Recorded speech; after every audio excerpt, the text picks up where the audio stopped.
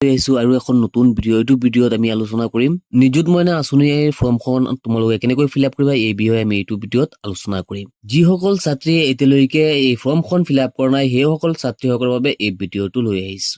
এই ভিডিঅ'টোত আমি ফৰ্মখন কেনেকৈ ফিল আপ কৰিব, ইয়াৰ সম্পূৰ্ণ প্ৰচেছ আমি এইটো ভিডিঅ'ত আলোচনা কৰিম। আৰু যদি কোনোবা আমাৰ ভিডিঅ'টোত নতুনকৈ আহিছে, তেনেহ'লে আমাৰ চেনেলটো ছাবস্ক্ৰাইব কৰি ৰাখিব। এই ফৰ্মখনৰ একেবাৰে ওপৰত পাই যাবা ARN নাম্বাৰ।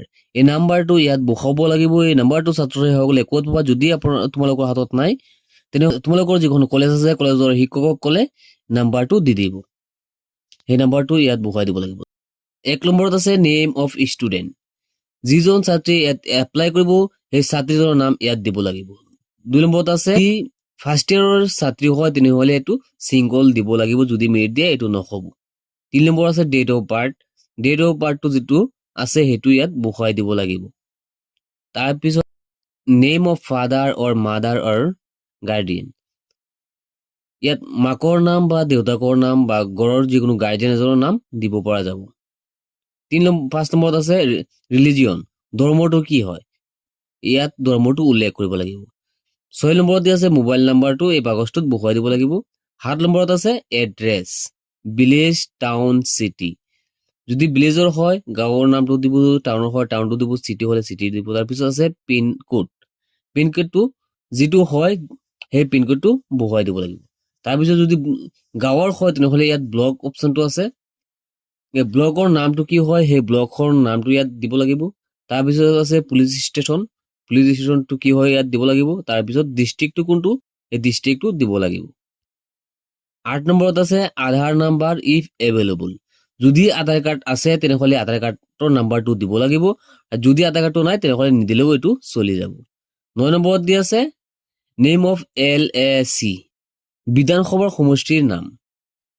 যিজন ছাত্ৰী এপ্লাই কৰি আছে সেই ছাত্ৰীজনৰ বিধানসভাৰ সমষ্টি কোনটো হয় সেইটো ইয়াত লিখিব লাগিব। যদি তুমি নাজানা তেনেহ'লে গাৰ্জেন বা ওচৰ চুবুৰীয়া কাৰোবাৰক সুধি ল'বা এইটো কোনটো সমষ্টি পৰিছে, সেই সমষ্টিৰ নামখন ইয়াত দিব লাগিব। Education details.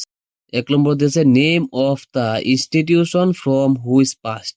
যিখন স্কুলৰ পৰা মেট্ৰিক পাছ কৰি আহিছা সেইখন স্কুলৰ নামটো ইয়াত লিখিব লাগিব।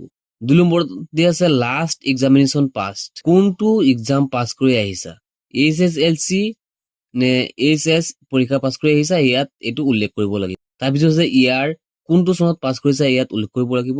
ৰোল নাম্বাৰটো ইয়াত দিব লাগিব। এডমিট কাৰ্ডত পাই যাবা এইবিলাক।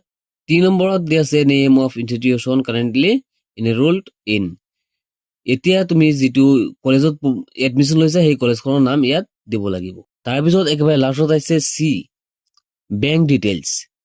বেংক ডিটেইলছটো শুদ্ধ কৰি নিদিলে পইচাটো অহাত খেলি মেলি হৈ যাব। 1 নম্বৰত বেংক একাউণ্ট নাম্বাৰ। যদি নিজৰ পাছবুক আছে পাছবুকৰ পৰা চাই একাউণ্ট নাম্বাৰটো বহুৱাই দিবা। যদি নিজৰ পাছবুক নাই গাৰ্জেনৰ একাউণ্ট নাম্বাৰ দিব পাৰিবা। তাৰপিছত আছে IFSC কোড, এইটো পাছবুকতে পাই যাবা। তাৰপিছত আছে একাউণ্ট হোল্ডাৰ নেম। যিখন একাউণ্ট দিবা সেইখন একাউণ্টত থকা পাছবুকত থকা নামটো ধুনীয়াকৈ বহুৱাই দিব লাগিব। তাৰপিছত আছে বেংক নেম, এইটো কি বেংক হয়, SBI, পাঞ্জাৱ, কি একাউণ্ট হয় ইয়াত উল্লেখ কৰিব লাগিব। তাৰপিছত আছে ব্ৰাঞ্চ, একাউণ্টটো ক'ৰ হয়, কোনটো ব্ৰাঞ্চৰ হয় ইয়াত উল্লেখ কৰিব লাগিব। তাৰপিছত আহিছে signature, head of the institution signature. এইটো তোমাৰ কলেজৰ পৰা শিক্ষকে এইটো চিগনেচাৰ কৰি দিব। তাৰপিছত আহিছে পেৰেণ্ট গাৰ্ডিয়ান চিগনেচাৰ। ইয়াত ঘৰৰ পৰা কোনোবা এজনে চিগনেচাৰ কৰিব লাগিব গাৰ্ডিয়ান হিচাপে। একেবাৰে শেষৰ যিটো চিগনেচাৰ আছে, যিজনে এপ্লাই কৰি আছে সেইজনী ছাত্ৰীয়ে তাত চিগনেচাৰ কৰিব লাগিব। আজিৰ ভিডিঅ'টো এইখিনি আছিলে, লগ হ'ব নেক্সট ভিডিঅ'।